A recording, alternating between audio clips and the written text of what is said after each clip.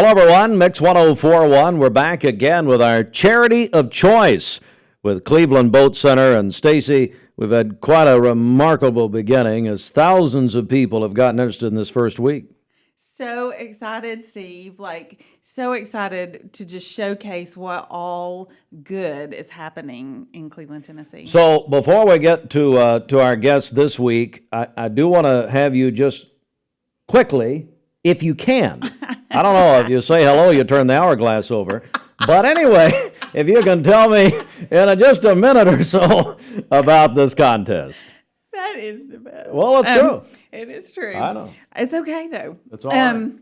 So what we're doing is we are trying to just highlight 9 nonprofits that are in Cleveland, Tennessee, by doing a contest. So with your help, Cleveland Boat Center is going to give away a cash prize to 3 different charities here in Cleveland, depending on who you, Cleveland people, vote for as your charity of choice. I guess that's maybe the simplest way to explain it. Well, it's pretty good. It's better than last time. I'll go ahead and tell you. Hope for One is here, and we are joined by Lauren Hahn and Nelia Canfield. How are you, ladies?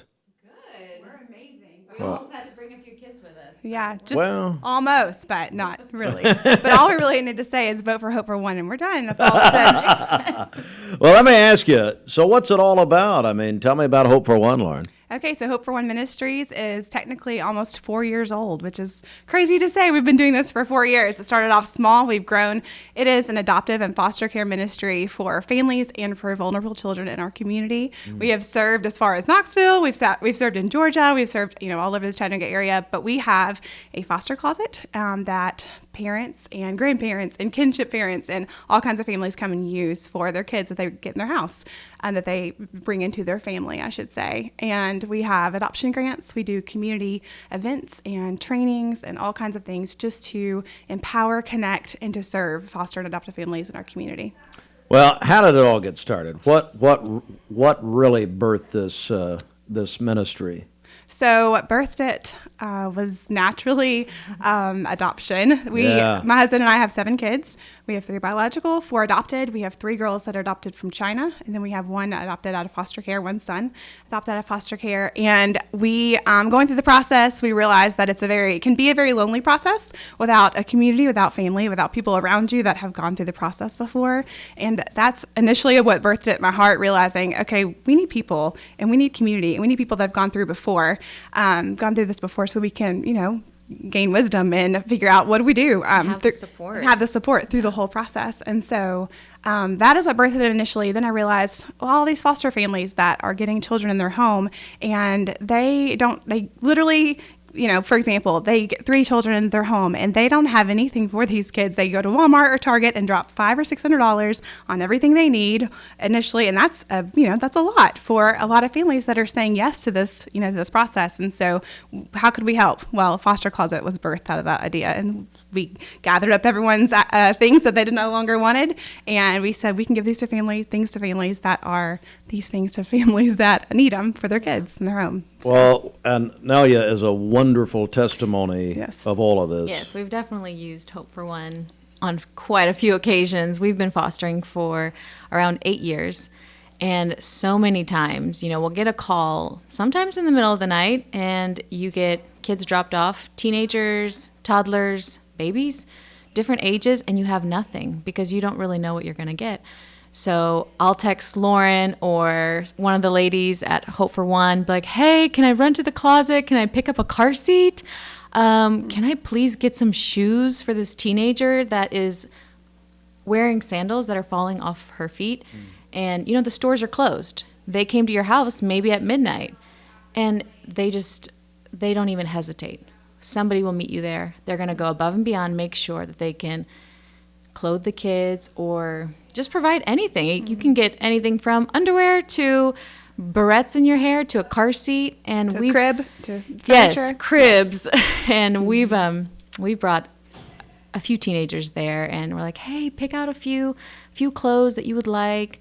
And they're like, I can get more. I can get a sweater too, and like this jacket. I'm like, yes, you can get a jacket. Just fill this whole bag up. give you a bag and they're like, fill it up. And if you need, here's another bag. They're very generous with that. And they're like, I can get more shoes. I'm like, yeah, get like 3 shoes, and they're so excited. They light up and they are wearing really cute things. And then that also happened with babies. Sometimes you get babies and you're like, I need a car seat. I don't have a car seat to take them anywhere. So Hope for One has definitely saved the day for many families. And not just in Cleveland. There's also been families in Chattanooga who they got a call in the middle of the night and they don't have any clothes for this baby. They don't even have diapers. They don't have a crib. And Hope for One has met them halfway, on the side of a highway sometimes, bringing them what they need.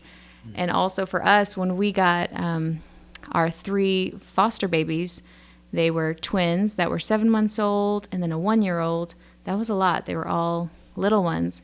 And Hope for One was the first ministry that came to us and brought us food, not just 1 meal, but it was 3 meals and then some snacks. And I was just so overwhelmed because I think sometimes that gets overlooked, with fostering. And just that simple meal means so much. We call that wraparound ministry for our foster families, and we really just want to literally wrap around them the best we can to support them so they feel that they can do this tough job of, raising these children into their family, into their home. And it's a growing community, isn't it, right here in Cleveland and Bradley County, isn't it? Yes, very much growing, very much needed. We want these families to continue to do what they're doing and support them so they don't stop because it's definitely needed. Yeah, and it's so hard. It's over the years, there's times where you want to close your doors and you want to stop fostering. And then there's organizations like Hope for One. They're like, how can we help you? What can we do to make this easier for you? Is it a babysitter? Is it more just clothes? Or maybe it's even if you're in the adoption process and you need money for the next payment to bring your child home, there's adoption grants that their organization actually funds, and that's an incredible ministry too. I tell you, Stacy, what a story here. That is awesome. And what great people to have to just be the foster parents, and then great for Hope for One to take care of the parents. I hadn't thought of that, like when it gets hard, that you're fostering a family and it becomes challenging and hard on you and maybe your spouse, that it's great to have the support of Hope for One. I can see how that would have been a lonely thing without you all. Well, and ultimately, our ultimate goal is to bring the gospel to vulnerable children and families. So this is how we do it.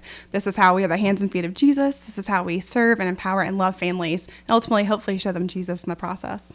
Now, Lauren wanted to trash talk the other nonprofits, and I wouldn't allow it. I just wouldn't do it. I said, we're not going to do that. You're so here. upstanding, Steve. I don't think that's one way to describe me, isn't it? Very. We're Ladies, so noble. We Yes. actually told Steve, you are not allowed to trash these people. I can't. I We had can't to do it. stop I him in can't his tracks. do It's it. true. I can't do it.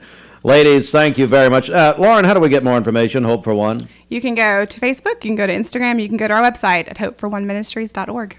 All right, and of course, if you want to vote for Hope for One, go to mymix1041.com and vote right there. And Stacy, it's a great process. Thank you so much to Cleveland Boat Center and you for doing this. Thank you, Steve, for helping us out, and thank you for helping our community. Yes, thank you so much. Thank This you, has been guys. amazing.